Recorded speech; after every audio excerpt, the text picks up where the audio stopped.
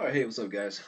So we are starting our next unit right now in arithmetic and geometric sequences and series. The title of the unit is called recursion. Okay, this is going to be a mandatory unit. I want us to make sure that we do the video notes every single day, do the practice problems, um, and get those completed, and we'll talk about how to submit those later. Okay, so with any questions you have, please just ask me in the Remind app, and I'll be happy to answer any of them. Okay, so again, day one of this unit is okay. The unit's called recursion, which think of the word recurring when you think of that. So this whole unit is talking about patterns and how we describe those patterns, how things can reoccur. There's some popular ones that we talk about, and we're going to look at the most common one in this first example. Okay, so this first day's notes is on, here we go, is on arithmetic sequences. Okay, so that is a pattern of numbers put in a list. We call that list a sequence. It's in a certain list that's called a sequence. And what makes it arithmetic is that the numbers, all right, are in such a way that the difference between the consecutive terms is a constant. That's just a fancy way of saying that you're adding the same thing each time. So here's an example. 1, 3, 5, 7, 9. That is an arithmetic sequence because we're adding 2 as our pattern each time. It's pretty straightforward. Okay. Now, when I say the word common difference, when I'm talking about arithmetic sequence, I mean that that's the difference between two consecutive terms, or a fancy way of saying our pattern. Okay, so our pattern in this case is that we're adding 2. That's our common difference. Okay, now that's all great, but how do we describe patterns using equations? That's a big part of this unit. Okay, so in particular for an arithmetic sequence, okay, there's two different ways that we can describe that pattern. Okay, we have the recursive, but most importantly, we have something called the explicit formula. That's the one I want you to star, the one I really want you to know. Okay, let's talk about recursive first, though. How this is read right here is simply saying a sub n. That is the value of any nth term in our sequence. So n is the number of the term. So if I say like a sub 5, I mean the fifth number in my sequence. So I'll write that out. So like here's a pattern. I'll do the pattern before. 1, 3, 5, 7, 9, 11, and just so forth. If I were to talk about, like, say, this number right here, this is a sub 3 because it's the third term in my sequence. Make sense? So what this formula is saying is to get to any term, you take a sub n minus 1, which that means the previous term. And you're going to add d, which is the common difference. Okay, I think that logically makes sense. Let's put it in context. If I were to say, all right, this is a sub 2, how do I go to the next term? Well, I add my common difference of 2. That's what the recursive formula is telling you. We can consider this a sub n minus 1. We're going to add our common difference to get to our next term, which we call a sub n. So it's not the most helpful formula in the world. All it's helpful for is telling you what our pattern is. But in order to figure out that a sub n term, we have to know the previous term, which we don't always know. That's why the explicit formula is so much better. Okay, so this is saying a sub n, which means any nth term. Okay, all you have to do is take your first term and add n minus 1 times your difference. Okay, so let's put that in context, this example right here on the board. If I were to say, all right, I want to go down the list away. I want to know my 25th term. Okay, 25 numbers down from the start. Well, I don't want to count the whole way. So there's an easier way to do it using this formula. I could say, all right, a sub 25, my 25th term is equal to a sub 1, which in this case is 1. It's my first term. And then plus n minus 1. N is just the number term I'm looking for, which in this case is 25. And we're going to multiply that by my common difference, which in this particular problem is that we're adding 2 each time, so I'm going to put positive 2. If I were to solve that out, that's 1 plus 24 times 2, or 1 plus 48, which is 49. So my 25th term in this particular example is 49. And that's all this unit is about, is just trying to figure out nth terms and sequences and patterns along with that. So this unit, or this lesson today, is practicing that type of idea. So let's just go through some problems. Okay. Like for instance, right here it says identify the sequence as arithmetic. So this is a common problem that's asked. All right, it's arithmetic if we have a common difference. Okay, so let's see if we have a common difference in these. 35, 25, 15, 5. Yeah, we have a common difference. We're adding negative 10 each time. So minus 10, minus 10, minus 10. Yeah, it's arithmetic, so check. This next one is going 4, 8, 16, 32. Well, that's plus 4, plus 8, plus 16. You may notice there is a pattern there. We're multiplying by 2 each time, but that's not arithmetic. That's going to be our lesson for tomorrow. So this is not arithmetic because we don't have a common difference. Okay.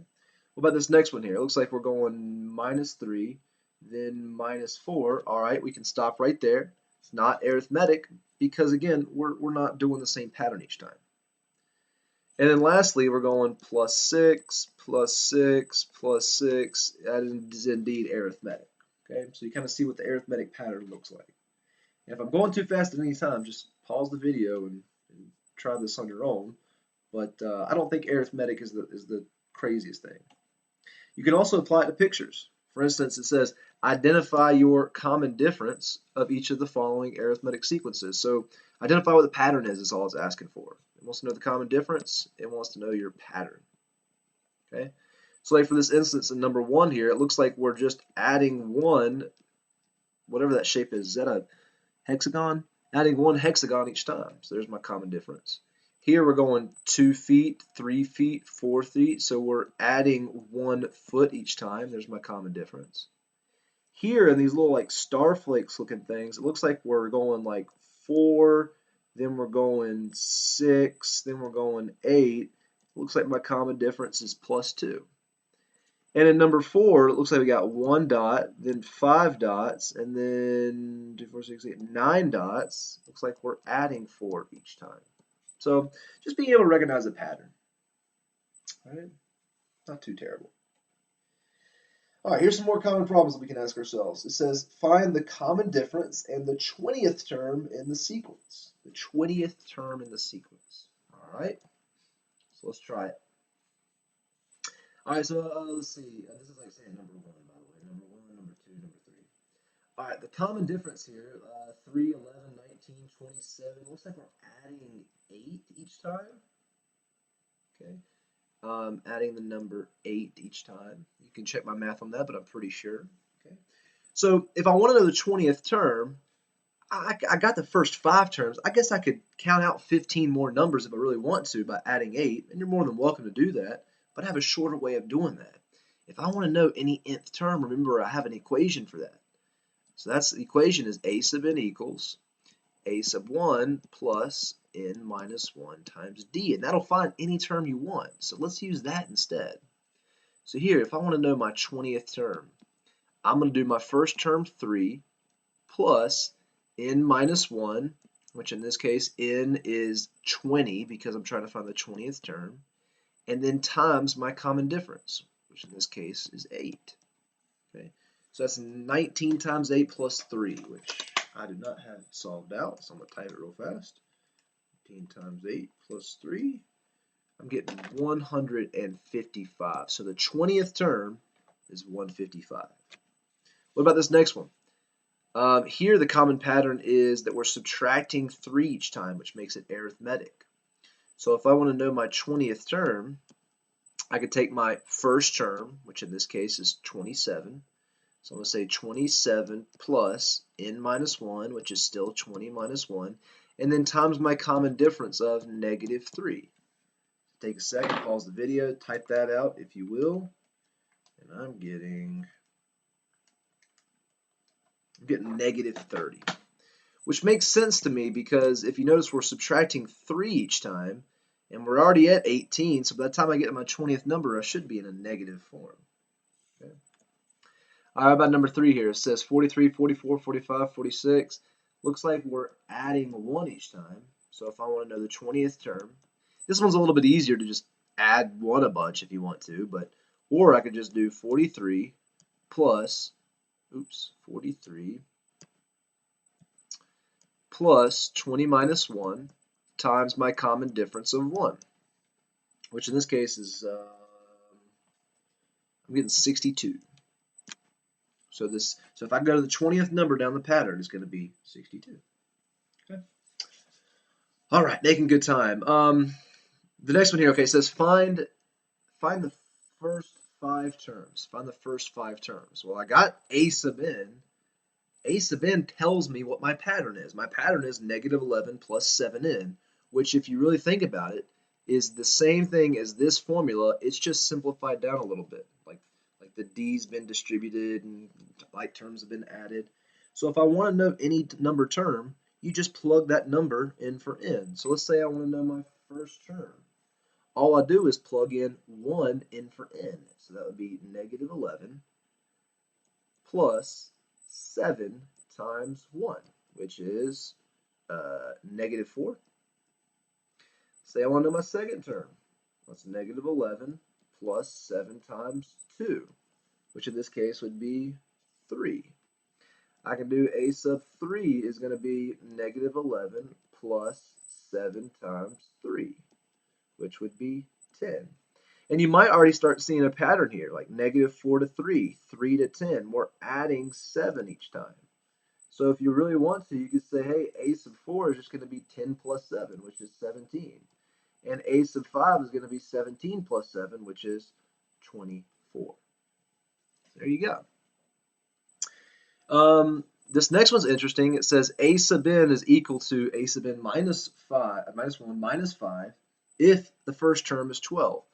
So this is actually, if you look back at the beginning of the notes, this is actually my recursive formula instead of my explicit like I was given over here. This is a little bit easier in my eyes because first of all, it already gave you the first term, and what it's doing is it's telling you the pattern. It's saying, hey, to go from any term to the next term, we're going to subtract 5. So to get to A2, I'm going to do 12 minus 5, which is 7. I'm going to do 7 minus 5, which is 2. I'm going to do 2 minus 5, which is negative 3. And then finally, for my fifth term, I'm going to do negative 3 minus 5, which is negative 8. So there you go. Not too bad. Not the I don't think the craziest thing in the world. Just practice makes perfect. I only got a few more slides to practice this. All right, this is good. It says, given a term and the common difference. Okay, given a term and the common difference. Find the 13th term. Okay, so here's the thing. If I'm ever trying to find any term whatsoever, always use the explicit formula. The recursive formula is cool and all, but the explicit formula is your most helpful thing. So look, say for number 1 here, if I'm wanting to find my 13th term, a sub 13, all I need is the first term, n, and my difference, which I got all of those. My first term, it tells me, is 38 plus n minus 1. That's 13 minus 1 because I'm looking for the 13th term. And then times my common difference, 10. There you go. That's it. So in this case, that's, let's type that out. 13 plus 13 minus 1 times 10. I'm getting, oh, I messed that up. Sorry.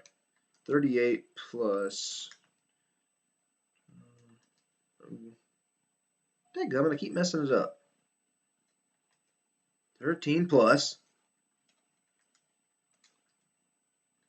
I'm getting 158. Okay. And you can try this for number 2 as well. We can do A13 equals my first term, which is 35, plus 13 minus 1 times my common difference of 4, which in this case, I'm getting to be 83. All right. So that's not crazy. Now number 3 and number 4 I'll say is probably the hardest problems on here, and they're not even that bad. So let's try number 3. In order to find the 13th term, I need to have a sub 1, n, and d. Now in this case here, I'm given d, but I'm not given my first term like I was before. I'm given my 37th term. All right, well, how do I deal with that? Okay, well here's the part. Here's what we're going to do. We're going to have to figure out what our a sub 1 value is to find my 13th term, which isn't bad. So what I'm going to do is I'm still going to use this formula. I'm still going to set it up, but now I'm going to set it up to solve for a sub 1 using my 37th term. I'm going to say, hey, I got my 37th term as 249. That's a sub 37. I'm going to set this equal to my first term, which is what I'm solving for, plus n minus 1. Well, what n value gave me 249? It was 37. My 37th term correlates with 249. You see, guys, if they give you any other term other than a sub 1, what they're doing is they're giving you an n value and an a sub n value to plug in to solve for a sub 1. So I'm going to say a sub 1 plus 37 minus 1 times my common difference of 8, and I'm going to solve this for a sub 1. Which if you do that, I'm going to do 249 minus 37 minus 1 times 8. So I'm going to solve for, we get a sub 1 by itself. So I'm going to do that real fast. And I'm getting negative 39 as my first term. So now, if I want to know my 13th term, I have a sub 1, I have my common difference, I can solve for it. So a sub 13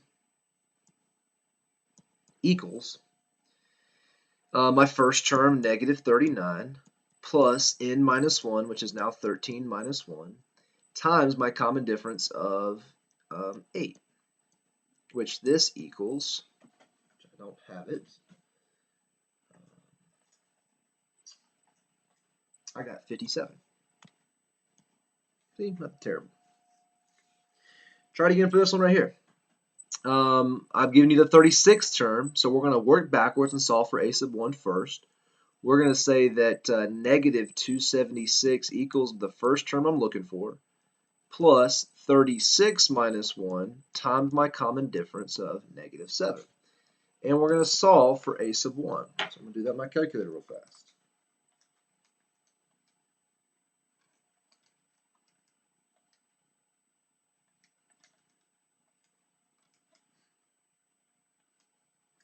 And I'm getting that to be negative 31. You can check my math on that, but I'm pretty sure that's right.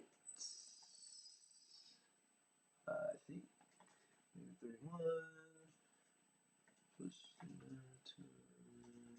yes, that is correct. Okay, so now I got my first term and my common difference again, so I can solve for my 13th term, which is just going to be my first term, negative 31, plus n minus 1, or 13 minus 1, times my common difference of negative 7. If I do this in the calculator, I am going to get negative, let's see, negative 115. All right. Wait, did I do that right? I'm not sure I did that right. Negative 31. Yeah, no, I did that right. Sorry. I did that right. We're good. Cool. So I think those were the hardest two problems on here, but if you can understand that, I think you're doing okay. All right, I got a couple more slides here. Write the explicit. Okay, this is another question I can say. Hey, write the explicit and recursive formula for each arithmetic sequence. That's not too bad because we know what each of those formulas are. We know a sub n. So explicit is a sub n equals a sub 1 plus n minus 1 times d. And my recursive formula is a sub n equals a sub n minus 1 and then plus my difference. Okay. So if you're doing explicit, you need to know a couple things. You need to know your first term and your difference. Okay. N is like my variable. That tells me, like, if I want to know any term, plug something in for n. So I'm going to leave that as just n because that's the variable. And then for the recursive, all you need to know is d. You don't need to plug anything in for a sub n minus 1 or a sub n. So let's look at this first one here. a sub 1 equals negative 7, and my difference here is that I am subtracting 2 each time. Okay, so knowing those two numbers, I can create the explicit and the recursive, no problem. The explicit is equal to, okay, a sub n equals my first term, negative 7, plus n minus 1 times my common difference, negative 2. That's it. The recursive formula is simply a sub n equals a sub n minus 1 and then minus 2. All that's helpful for is telling us the pattern. Try the next one. A sub 1 equals 9. The common difference is that we're adding 5 each time. So knowing both of those, I got my explicit and my recursive. My explicit is a sub n equals 9 plus n minus 1 times my common difference of 5. And that formula will tell you any nth term. What about my recursive? That's going to be a sub n equals a sub n minus 1. So to do my previous term, I'm going to add my common difference of 5 to get to my next term. And that's it. Let's keep going. A sub 1 equals negative 3. And my difference is kind of hard to tell. Like, what's the difference between 0.2 and negative 3? I'm going to do that in my calculator. I'm going to do 0.2 minus negative 3. And what we're doing is we're adding 3.2 each time. Okay, so that's my common difference. So the explicit formula is going to be a sub n equals my first term, negative 3, plus n minus 1 times my common difference of 3.2. And my recursive formula is going to be a sub n equals my a sub n minus 1, and then plus my common difference of 3.2. All right. And then lastly for this one, a sub 1 equals my first term, 35, and my common difference is that I'm subtracting 3 each time. Okay. So then my explicit is simply as before, a sub n equals my first term, 35, plus n minus 1 times my common difference, negative 3. And my recursive is simply a sub n equals a sub n minus 1, I'm sorry, let's put plus 1, and then plus my common difference of negative 3, which we're saying minus 3. Okay, so this is an important slide. I would know how to write the explicit formula for all types of arithmetic. Okay. And then the last slide. This is again doing a little bit of stuff we already know, so you can really end it here if you want, but we're going to practice finding the indicated terms because this is probably the most important part of the lesson. Okay, so if I want to find my 23rd term, simply we're going to use the explicit formula, which says to do my first term, in this case negative 1, plus n minus 1, or 23 minus 1, times my common difference, which in this case we're adding 3 each time. So I'm going to type that in my calculator.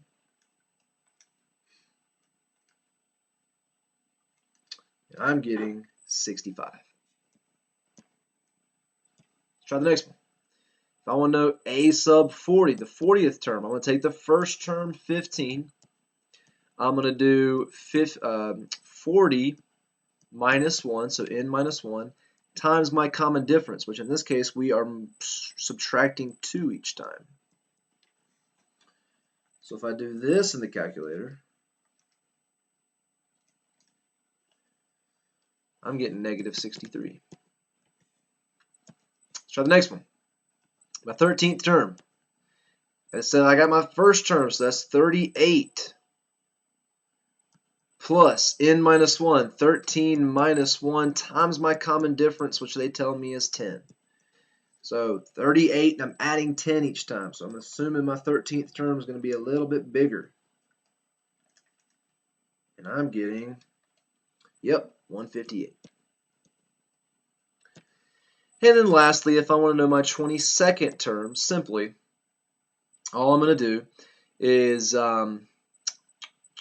take my first term, which is negative 6, plus 22 minus 1, n minus 1, and times my common difference of 7, which in this case is going to equal 141. Okay, so there you go. So this is this is the notes that kind of introduces or paves the way for the rest of the lessons. And I think if you can understand this one, the rest are going to be pretty straightforward. Try the practice each day, and we'll talk about how we can grade that later. And good luck, guys. Message me if you have any questions. And if we ever go to live streaming again, I will let you know. Thank y'all. Bye bye.